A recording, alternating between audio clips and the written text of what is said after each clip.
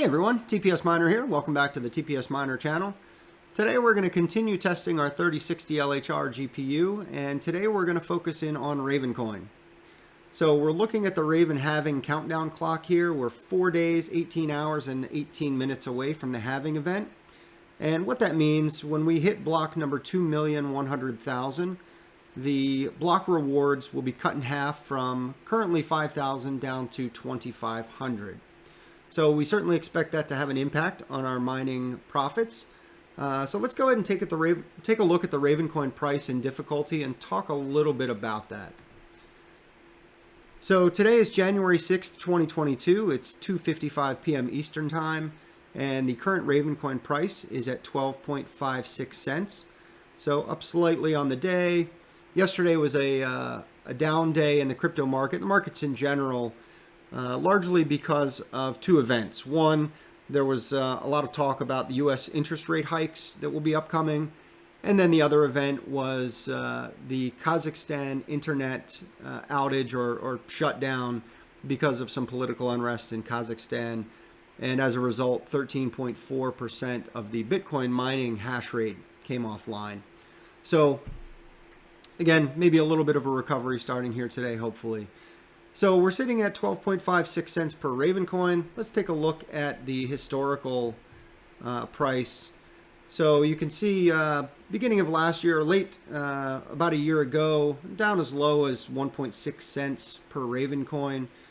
We've had some ups and downs over the course of the year, and largely since July of 2021, fluctuating between 10 and 15 cents per Ravencoin. So if we take a look at, I'm going to draw this dotted line so that it kind of intersects the price between July and current. And you can see we're at a price of around 11 cents maybe. So if the network difficulty were to remain unchanged and we were to look at our expected price of about 11 cents, if our block rewards were to be cut in half, the network difficulty were to remain unchanged, we would need the price of Ravencoin to get to 22 cents for the profitability to remain unchanged. So let's take a look at our difficulty real quickly. And you can see back around August, we hit kind of a steady state for our network difficulty of around 100K. We've recently had this run up to just over 125K. I think that's largely due to the anticipated halving event. People trying to accumulate as much Raven as possible in the hopes that it does in fact double in price, which is what we need as miners to be able to keep our profitability the same. So if we look at moving forward, we'd like for that difficulty to remain around that 100K mark. We'd like for the price of Raven to increase to at least 22 cents for us to maintain the same levels of profitability. Okay, so that's all I'm going to say about that. There's a lot of speculation. None of this information is financial advice. I just want to talk through the details. If you choose to mine Ravencoin, how you would go about doing it. All of the financial information is purely speculation. So again, please don't take this as financial advice. This is just how I'm choosing to set up my miners to mine Ravencoin. Please do your own research before you start mining Ravencoin or any cryptocurrency for that matter. It is risky, it is volatile, and proceed at your own risk. Okay, let's jump over to the Ravencoin website, ravencoin.org. This is where we're going to get all of our information for mining Ravencoin and information about the Ravencoin project in general. So the first thing, when you go to this website, they immediately offer you a place to go get your wallet.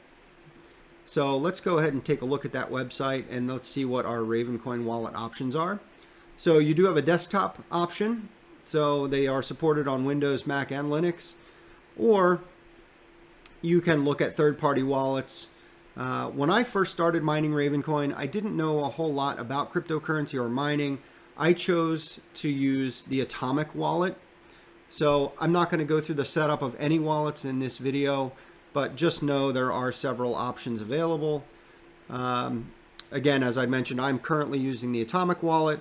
I recently did purchase a Ledger Nano X hardware wallet, and I will be moving all of my crypto onto the Ledger hardware wallet.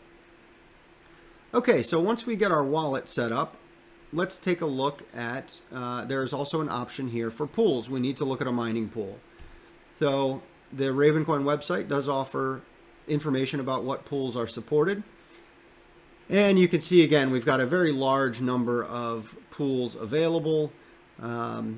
Let's jump over to the miningpoolstats.stream webpage, and I am looking at Ravencoin here.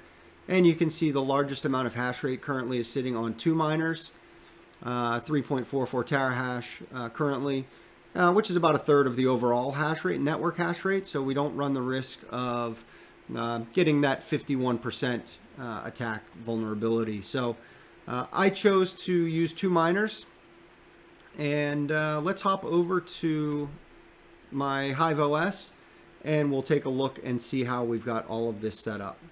So again, if you've seen some of the previous videos where we're doing our mining testing, I do have a 3060 LHR GPU set up in my Vader rig, along with several other GPUs.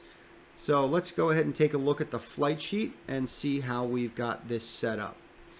So because I am going to keep the rest of my GPUs mining Ethereum while we're doing this testing, we are going to have to run a split flight sheet.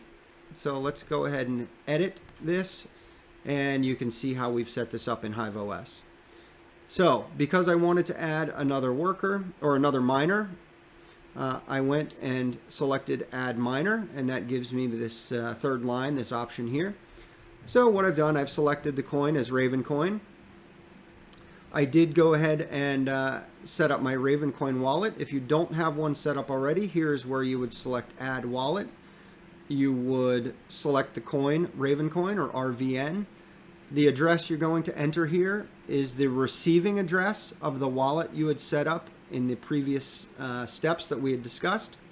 And you can give this wallet a name, and then you can choose to save this as a global wallet so it's available across your different farms. And then you would hit create. I've already done this, so I'm going to hit cancel here. And then we would select our pool. As I'd mentioned, there are a lot of different pool options. I'm using 2 miners. And for the miner, because I'm already mining Ethereum using T-Rex miner, I can't reuse T-Rex miner. So for the purposes of this video, I've just selected NB miner. Once I select the miner, I'm going to go into setup miner config. Again, because I'm running a split flight sheet, I'm going to need to select some additional configuration arguments, and in this case you can see devices is a list of comma separated devices based on the numbering as they are seen in your HiveOS setup. So in this case my LHR 3060 is device 0, so I'm going to add that as an extra config argument, and once I'm done I would apply changes. I've already done that, so I'm just going to hit cancel. Now the next step, I need to do the same in my T-Rex miner. So I hover over the information bubble, and I can see that by selecting a configuration argument of devices, I can then add in a comma separated list of devices that are going to be mining Ethereum. In my case, that's devices 1, 2, 3, 4, and 5. So once I've done that, I hit apply changes. I'm going to cancel because I've already done that. And once I'm done, I can hit update. Again, I'm not going to do that because this flight sheet is already applied. If I'm creating this flight sheet for the very first time, once I've set it up and saved it, I can hit the rocket ship and apply this flight sheet to this worker. So let's jump back over to the settings that I've got applied for this GPU. So right now I am running the 3060 LHR with a core clock of plus 250, memory clock of 3200, and a power limit of 125. So currently this is showing a 23.3 mega hash per second on this card.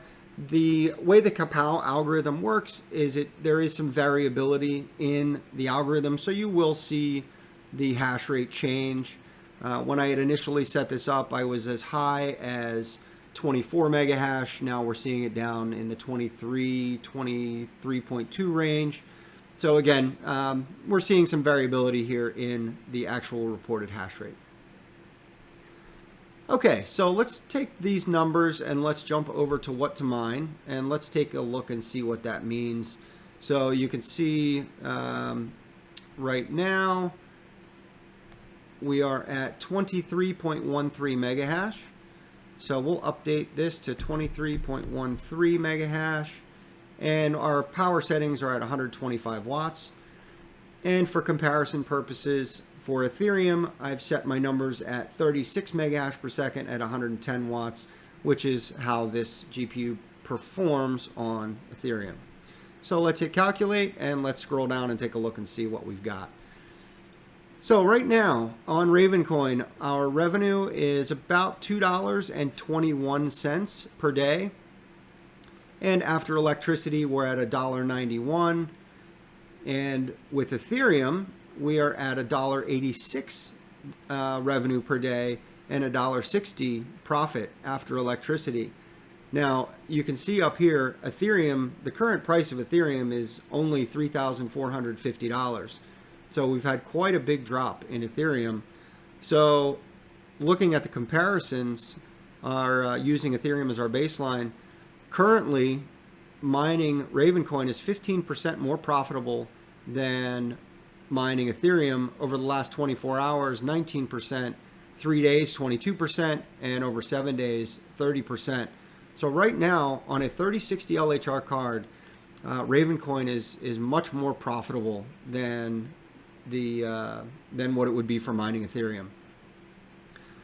So very interesting. Again, with the halving coming up, these numbers could change dramatically. In order for us to maintain the same level of profitability, with the block reward being cut from 5,000 to 2,500, we would need to see essentially a doubling in price of Ravencoin, and for the difficulty to remain unchanged. So I will be watching this very closely. I will be leaving this 3060 on Ravencoin most likely up until the halving event, because like the rest of you or a lot of folks out there, I do want to accumulate as much Ravencoin as possible before the halving event. I do believe in the Ravencoin project. I believe in what they're doing, and definitely am a supporter and will continue mining Ravencoin in the future. All right, well, again, I hope this video was helpful. I hope it was educational. I hope you did learn something. If you did, please hit that like, give us that thumbs up. Please consider subscribing to the channel for more content in the future. Again, thank you for taking the time to watch the video, and we will see you all again very soon.